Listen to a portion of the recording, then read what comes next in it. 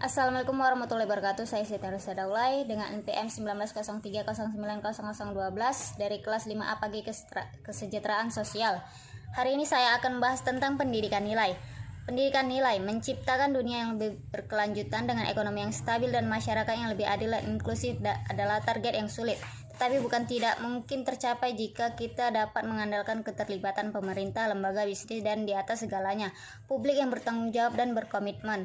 Pendidikan nilai mendorong solidaritas hidup rukun dan cinta alam. Warga negara teladan dibuat bukan dilahirkan. Sama seperti kita belajar matematika dan bahasa, kita juga harus menjadi ahli dalam pelajaran yang mendasar untuk hidup dalam harmoni dan kemajuan sosial seperti rasa hormat, empati, kesetaraan, solidaritas, dan pemikiran kritis. Tanpa ini dan prinsip etika lainnya yang mendefinisikan kita sebagai manusia, akan sulit bagi kita untuk membangun dunia yang lebih baik. Tujuan pendidikan nilai. Konsep ini adalah tentang proses pendidikan yang menanamkan standar moral untuk menciptakan masyarakat yang lebih sipil dan demokratis. Oleh karena itu, pendidikan nilai mempromosikan toleransi dan pemahaman di atas dan di luar perbedaan politik, budaya, dan agama kita. Memberikan penekanan khusus pada pembelaan hak asasi manusia, perlindungan etnis, minoritas, dan kelompok yang rentan, dan pelestarian lingkungan. Pendidikan nilai adalah tanggung jawab kita semua dan bukan hanya sekolah, keluarga, universitas, bisnis, dan olahraga, misalnya semuanya merupakan konteks ideal untuk mengajarkan prinsip-prinsip etika tersebut. Meski begitu, beberapa tahun belakangan ini negara seperti Australia dan Inggris sebenarnya sudah mempertimbangkan untuk memasukkan pendidikan nilai sebagai bagian dari wajib belajar. Karakteristik pendidikan nilai, baik pendidikan tradisional maupun pendidikan nilai, sangat penting untuk mengembangkan pribadi, dan keduanya membantu kita untuk menentukan tujuan hidup kita. Karakteristik pendidikan nilai, baik pendidikan tradisional maupun pendidikan nilai, sangat penting untuk mengembangkan pribadi, dan keduanya membantu kita menentukan tujuan hidup kita.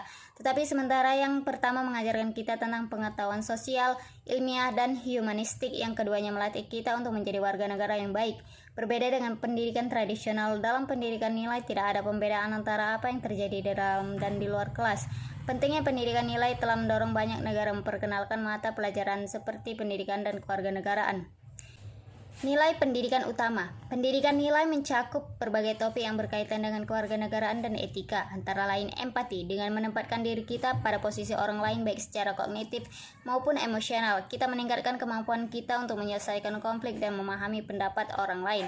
Kesempatan yang sama. Prinsip bahwa kita semua sama adalah salah satu pilar demokrasi, dan lebih dari itu menumbuhkan inklusi sosial dan kehidupan masyarakat. Menghargai lingkungan. Pendidikan nilai membuat kita sadar akan konsekuensi dari tindakan kita di planet ini dan menanamkan dalam diri kita rasa hormat terhadap alam. Peduli kesehatan. Kita perlu meminimalkan risiko kesehatan dengan mendorong sikap yang benar dan menangani pendidikan kesehatan dari sudut pandang yang dinamis pribadi dan kolektif. Berpikir kritis. Cara berpikir ini membuat kita lebih analitis dan jeli, mengajarkan kita untuk mengenal informasi yang berkualitas dan membantu kita memecahkan masalah. Metodologi pendidikan nilai. Saat ini ada dua teori berbeda tentang sifat nilai. Pengajaran tradisional mencakup standar etika objektif dan universal yang dapat diperoleh melalui pembelajaran dan praktik berkelanjutan. Tetapi pendekatan yang lebih inovatif menyatakan bahwa moral adalah relatif dan bergantung pada individu, sehingga sangat sulit untuk diajarkan pada tingkat pedagogis. Strategi yang paling umum dalam pendidikan nilai adalah sebagai berikut. Penolakan diskriminasi, meramaikan perdebatan tentang masalah moral, dan mempromosikan kepemimpinan kolaboratif.